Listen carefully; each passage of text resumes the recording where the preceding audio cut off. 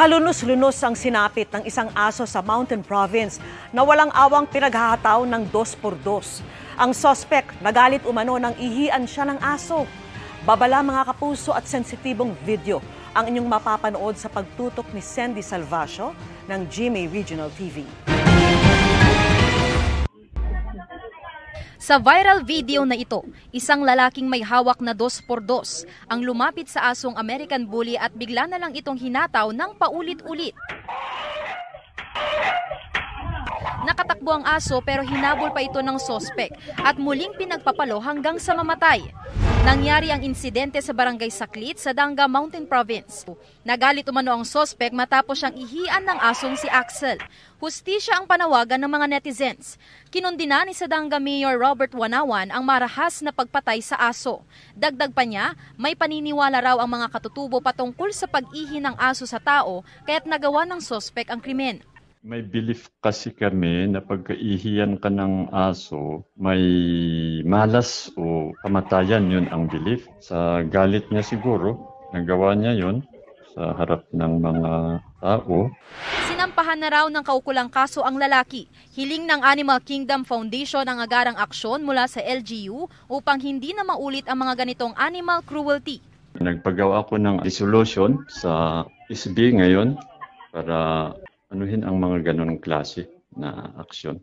Sinusubukan pa ng GMA Regional TV na kuhanan ng pahayag ang sospek.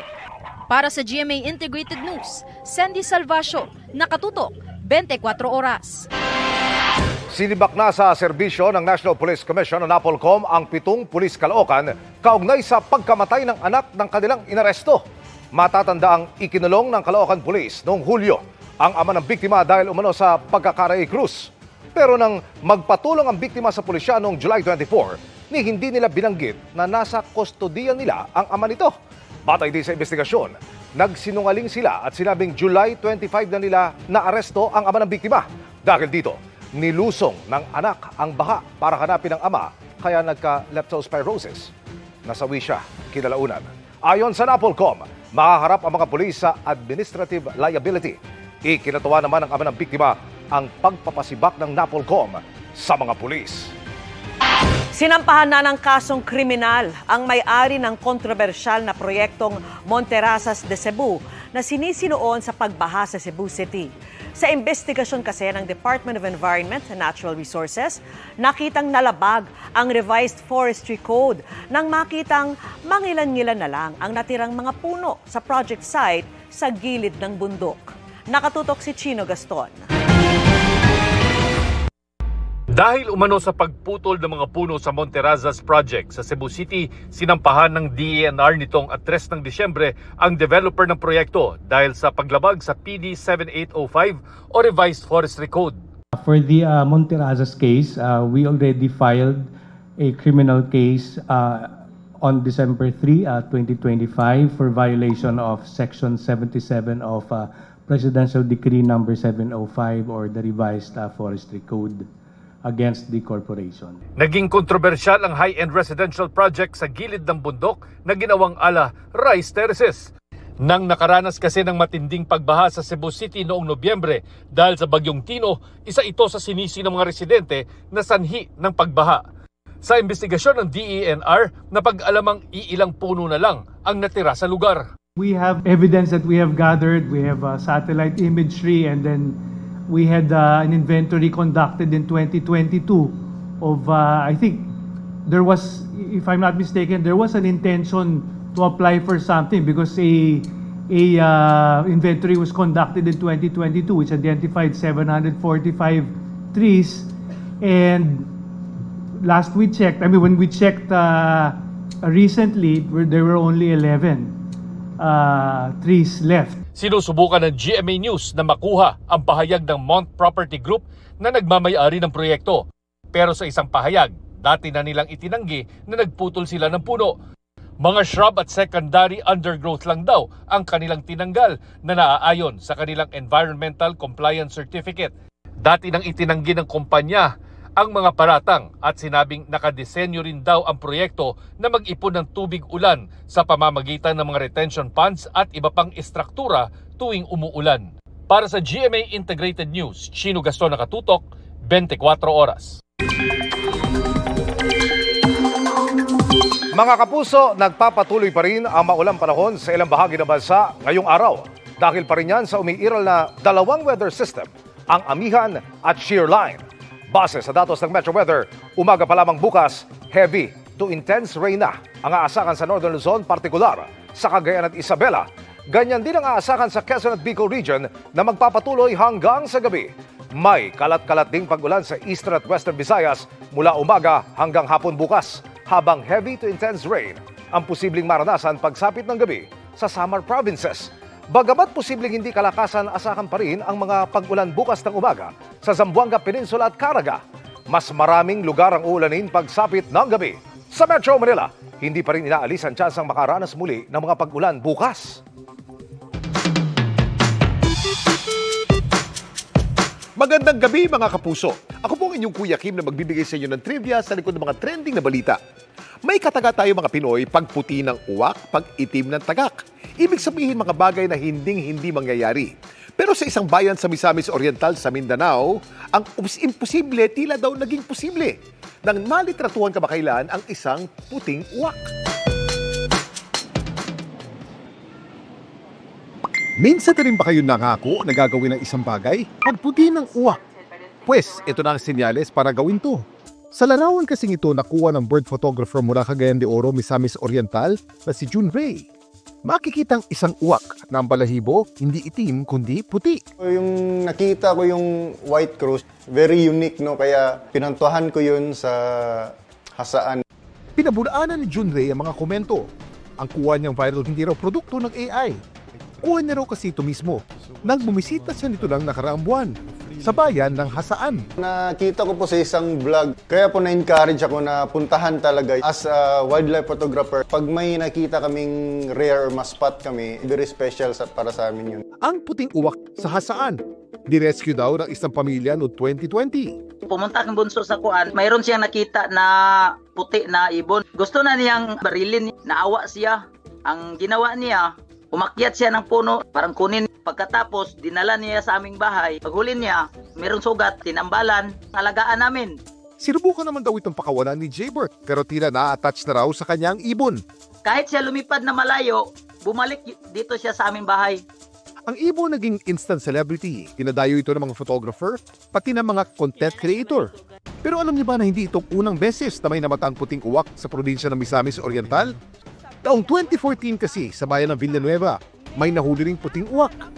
Ayon naman sa eksperto, hindi daw imposible ang pagputi ng uwak. Maari bunso daw ito ng isang genetic condition o di kaya resulta ng isang genetic mutation. So yung photo is of a albino na uwak or na crow. Ito yung mga hayop na hindi kaya mag-produce ng melanin or yung pigment na nagbibigay ng itim na color sa balat, sa feathers, sa beak nila. It's a very rare phenomenon. May pumuti ng uwak. Meron naman kaya umitim na taga? Kuya Kim, ano na? Ito ang tagak o Egretta garceta. Sa Ingles, little egret. Ang mga tagak may mahabang paa at leeg at tuka. At ang mga balahibo nito karaniway puti. Madalas itong namamataan sa mga latian, palayan at mababaw na tubig. Sa ngayon, wala pang nadodokumentong tagak na itim ang balahibo.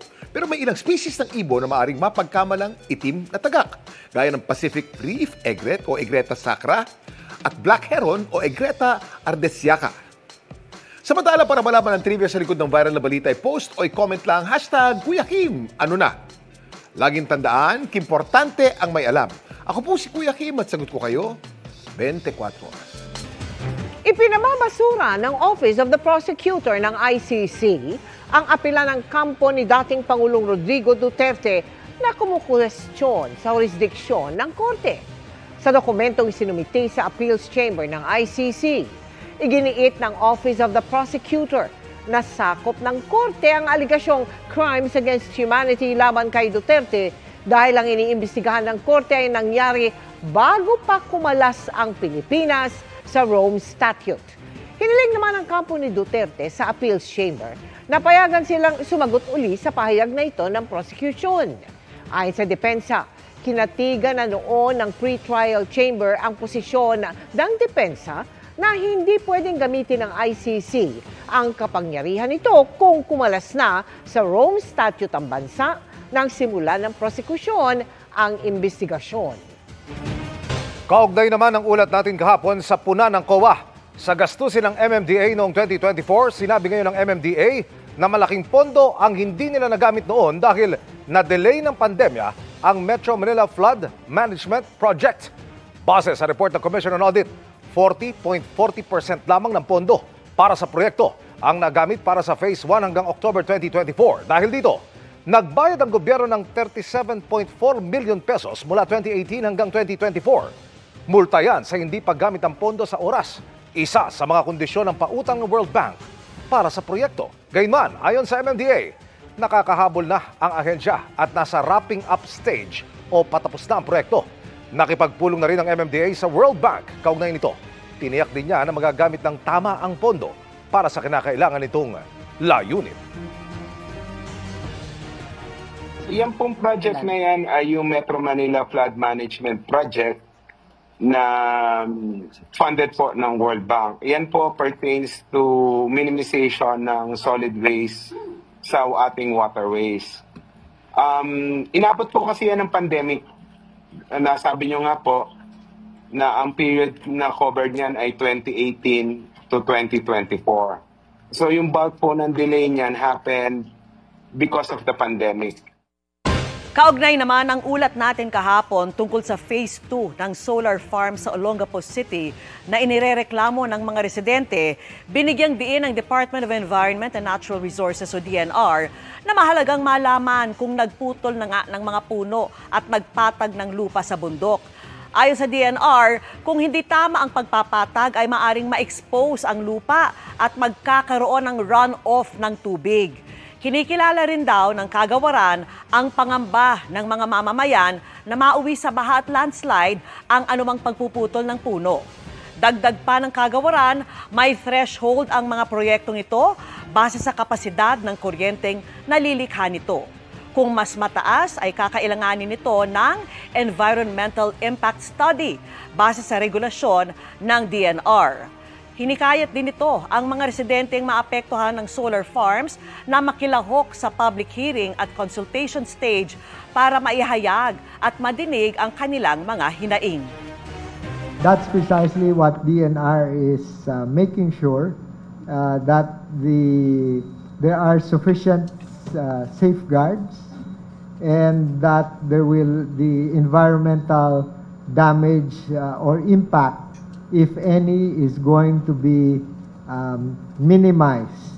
Here, in their application for ECCs and in their application where there are protected areas that are affected, then our offices concerned will be vigilant. Hindi lang merry kundi high-tech na rin ang pag-iilaw at pagbubukas ng mga Christmas attractions sa bansa. Sa Coronadal City, makulay ang Christmas display sa bagong bukas na Paskoronadal 2025. Hindi naman nagpahuli ang Paskuhan Festival sa Pagadian City dahil sky's the limit ang Christmas gimmick. Nakatutok si Tina Panganiban Perez. Christmas tree, Santa's hat, at snowflake. Ilan lang ang mga pangkaraniwang Christmas symbols na yan na itinampok sa high-tech paandar sa Paskuhan Festival 2025 sa Pagadian City. Mahigit 100 drone ang ibinita sa kauna-unahang aerial show sa lugar. Pinailawan din ang 88 feet na Christmas tree featuring giant cartoon characters. Ang one-of-a-kind experience lalo pang pinaganda ng Pyro Musical Show. Grabe ka, bibo, ka-enjoy, dili ka bariyan. Fireworks display karon. Sumalipayan sila. Opo, unta adlaw-adlaw po Pasko para ingani kabibo po. Pero di lang ang mga mata ang nabusog dahil may food bazaar din sa lugar. May picture-worthy decorations din sa loob ng plaza. Sweet surprise naman ang pagbubukas ng Paskoronadal 2025 sa Coronadal City dahil ang City Hall grounds nag-transform sa isang cute candy land mula sa giant lollipops, candy houses at massive cupcake display kahit saan pwedeng mag-photo op. Sa loob naman ng City Hall, bubungad ang isang Christmas tree na may palamuting teddy bear at blue hot air balloons. 3, 2, 1! Ang madilim na paligid sa San Jose City, Nueva Ecija, pinaliwanag din ang makukulay na ilaw ng St. Joseph Parish Church. Pinapailawan ng simbahan tuwing December 8 kasabay ng pagdiriwang ng Immaculate Conception. Nagkaroon din ng banal na misa at prosesyon. Para sa GMA Integrated News, Tina Panganiban Perez, nakatutok 24 oras. Nakatakdang talakayin ng gobyerno ang pagsadsad ng halaga ng piso kontra dolyar. Nasa 59 na piso at 21 sentimo na halaga ng $1 kanina. Bagya lamang mas malakas sa halaga ng piso kahapon kung kailan naitala ang all-time low na palitan ng piso at dolyar. Ayon sa Malacanang, nakatakdang magpulong ang Economic Team at Bangko Sentral ng Pilipinas bukas. Hindi pa masabi kung makaka-apekto ito sa inflation o bilis ng pagmahal ng mga bilihin ngayong holiday season. Mas palabang David Licauco ang aabangan this 2026 sa upcoming Kapuso series na Never Say Die with Jillian Ward. Busy nga si David sa iba't ibang commitment na nakatulong naman daw sa kanyang anxiety. Pero sabi niya, meron daw siyang namimiss. Ichichika yan ni Nelson Canlas. Miss ko rin dating Dustin. Hindi na nagkaila si David Licauco nang tanungin kung miss na niya ang BFF na si ex-PBB housemate Dustin Yu. Dahil kapwa na naging busy, bihira na raw magkita ngayon ang mag-best friend. Lalo't kabila na rin ang naging trabaho ni Dustin pagkatapos ng unang season ng PBB Celebrity Collab Edition. Biro ni David. Siya yung hindi nagpapakita. Naging busy na ako sa showbiz eh. Pero siya yung priority ko. Ngayon, anyari. Same lang yun, yung Maria Clara, grabe yung business ko nun. Kung saan ako, pero lagi ko siyang kasama. Sa gitna niyan, thankful daw si David ngayong taon dahil nagamit niya ang pagiging workaholic para mabawasan ang kanyang anxiety. I became better. Before kasi kung wala akong ginagawa, for example, in the day, kahit 2 oras lang yan, I get anxious. In 2026, tuloy-tuloy ang trabaho para kay David. Lalo't mapapanood na ang upcoming Kapuso action drama series na Never Say Die. Siguraduhin namin may mananagot. Ngayon pa lang, may patikim na sa mga aabangang eksena nila nang makakasama niya sa serye na si Jillian Ward. Kapansin-pansin ding both David and Jillian will be shedding off their soft and cute image sa serye. You Never Say Die will be airing January. Hopefully, I get a movie next year. Magiging busy din si David next year sa itatayo niyang resort sa Siargao. Looking forward din daw siya to be a better version of himself. Definitely a better David. Syempre, we have to keep on learning. We have to be better every year, every day, if kaya. Nelson Canlas, updated sa Showbiz Happenings. Mabilis at tsikahan tayo para updated sa Showbiz Happenings. Marami raw makaka-relate sa latest episode ng Magpakailanman this December 13. Gagampanan ni Sparkle Star Thea Tolentino at Rocco Nacino ang kwento ng mag-asawang humarap sa financial problem. Samantala, may new look naman ang ex-PBB housemate na si Ashley Ortega. Rock na rock ni Ashley ang kanyang bangs para sa upcoming series na Apoy sa Dugo.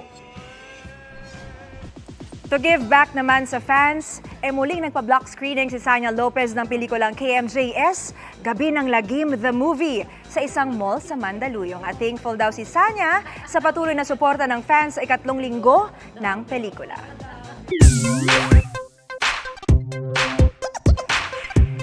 Sa mga hahabol sa Christmas party, baka makadagdag kulay sa inyong Pasko kung may pa-costume kayo. Kung ayaw nila, ma'am, pwede ring mga fur baby na lamang nila ang bihisan.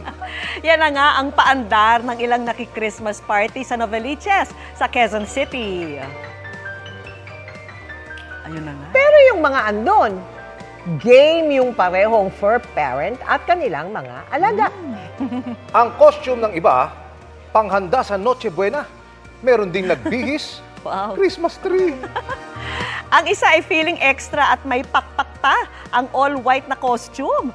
Bukod sa fashion show, may handog din doong libreng veterinary services. Yun ang importante. At yan ang mga balita ngayong Miyerkules, 15 araw na lang, Pasko na. Ako po si Mel Tiangco. Ako naman po si Vicky Morales para sa mas malaking misyon. Para sa mas malawak na paglilingkod sa bayan, ako po si Emil Sumangil. Mula sa GMA Integrated News, ang News Authority ng Pilipino, nakatuto kami 24 oras. Ang Pasko,